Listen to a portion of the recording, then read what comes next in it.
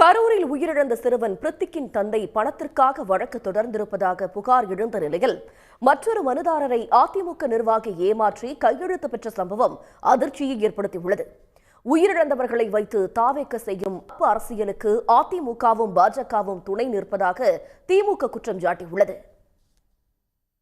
கரூரில் உயிரிழந்த பிரத்திக் என்ற சிறுவனின் தந்தை பன்னீர்செல்வம் மற்றும் உயிரிழந்த சந்திரா என்பவரின் கணவர் செல்வராஜ் ஆகியோர் பெயர்களில் உச்சநீதிமன்றத்தில் தொடரப்பட்ட வழக்கில் சிபிஐ விசாரணை கோரப்பட்டிருந்தது. இதில் பன்னீர்செல்வம் என்பவர் தனது மகன் 6 மாத குழந்தையாக இருந்தபோதே குடும்பத்தை விட்டு பிரிந்து சென்று வேறு திருமணம் செய்து கொண்டவர் என தெரிய வந்துள்ளது. சிறுவனின் தாய்க்கு தெரியாமலேயே பணத்திற்காக பன்னீர்செல்வம் வழக்கு தொடர்ந்ததாகவும் அவரது பின்னணியில் யாரோ இருப்பதாகவும் புகார் எழுந்துள்ளது. அடுத்த நாள் அவங்க அப்பா வந்தார். பாலமபுரம் மயானத்துக்கு தான் வந்திருந்தார். வந்துட்டு பார்த்தோன்னே ஓடி போயிட்டார், நிற்கவே இல்லை.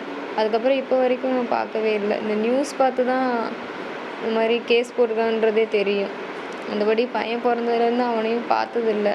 அம்மா தம்பி இவங்க தான் வளர்க்குறாங்க. 4 பிள்ளைங்க இருக்காங்க. கூலி வேலைக்கு போய் தான் பையனையும் வளர்த்தாங்க, என்னையும் பார்த்துக்கிட்டாங்க. டிவிகே சைட்லேருந்து ஃபோன் பண்ணி இது மாதிரி அமௌண்ட்டுக்காக போட்டிருக்காருன்னு சொல்கிறாங்க. சிஐடி ஒருத்தர் வந்தார், அவரு சொன்னார் அமௌண்ட்டுக்காக இது பண்ணி போட்டிருக்காருமா அப்படின்னு.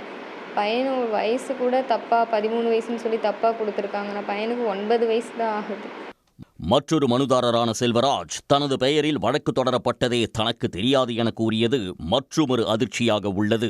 மனைவி சந்திரா உயிரிழந்த சோகத்தில் இருந்த செல்வராஜை ஏமாற்றி மனுவில் கையெழுத்து பெற்றது அம்பலமாகியுள்ளது.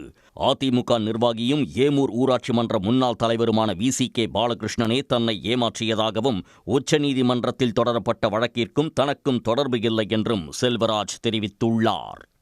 என்னோட பையனுக்கு பெரியவனுக்கு அரசு வேலை நிவாரண பகனையும் அதிகமாக தர்றதுக்காக இது ரெண்டுக்காக சொல்லி என்கிட்ட வாங்கினாங்க. ஆமாங்க, நானே ஒரு சிரமம் இருக்கேன், எனக்கு சொல்லி மாட்ட சொல்லாதீங்க அப்படின்னு முந்தாந்து காலையில் ஃபோன் பண்ணேன். அதுக்கு முந்தாந்து நான் சாயங்காலம் கொடுத்தது. ஓகே, உங்கள் வழக்கு நீதிமன்றத்தில் வாதாடப்பட்டு இருக்குது, நீதிமன்றத்தில் நடந்துட்டு இருக்குது அந்த வழக்கு.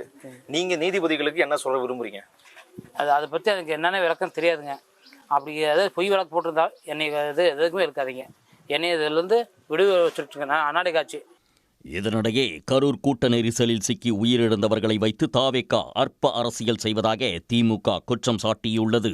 இது தொடர்பாக திமுக அமைப்புச் செயலாளர் RS பாரதி வெளியிட்ட அறிக்கையில் இறந்தோரின் குடும்பங்களில் பலரை அரசியல் உள்நோக்கத்திற்காக அதிமுக மற்றும் தாவேக்காவினர் முறைகேடாக பயன்படுத்துவது வெட்ட வெளிச்சமாகி இருப்பதாக குறிப்பிட்டுள்ளார்.